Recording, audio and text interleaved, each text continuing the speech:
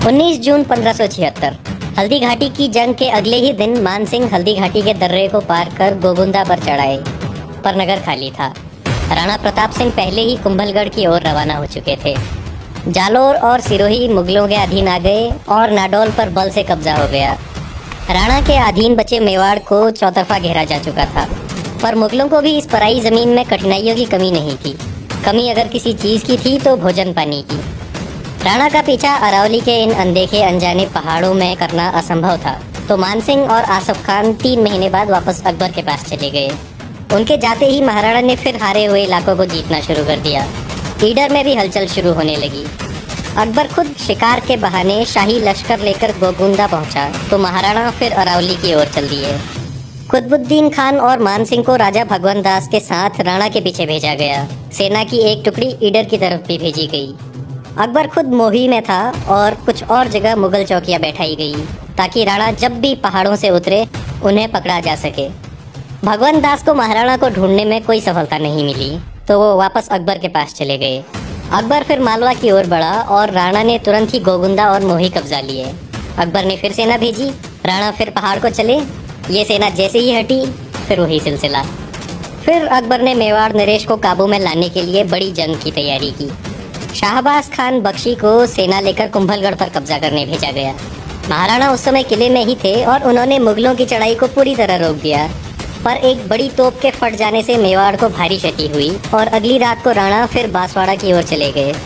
अगली सुबह 4 अप्रैल 1578 को कुंभलगढ़ मुगल सेना के अधीन हो गया। शाहबाज खान के जाते ही महाराणा ने फिर गोगुंदा पर कब्जा कर लिया। शाहबाज खान को फिर बुलाया गया और फिर वही कथा।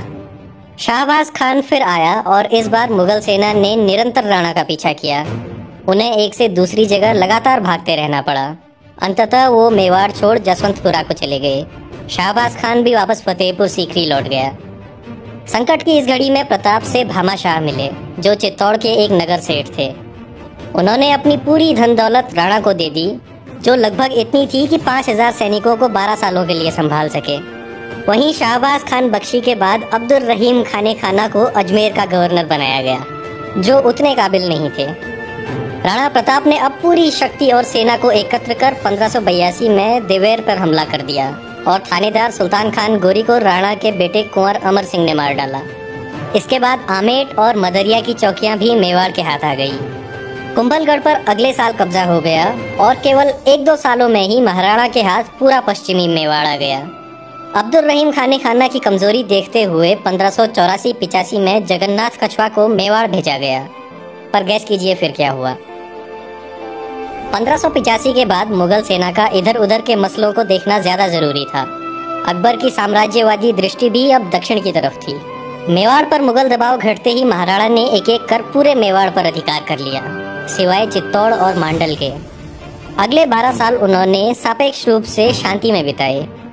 उनकी नई राजधानी चावंड एक छोटे गांव से अब एक कस्बा बन चुकी थी। भागे हुए लोग वापस बसने लगे।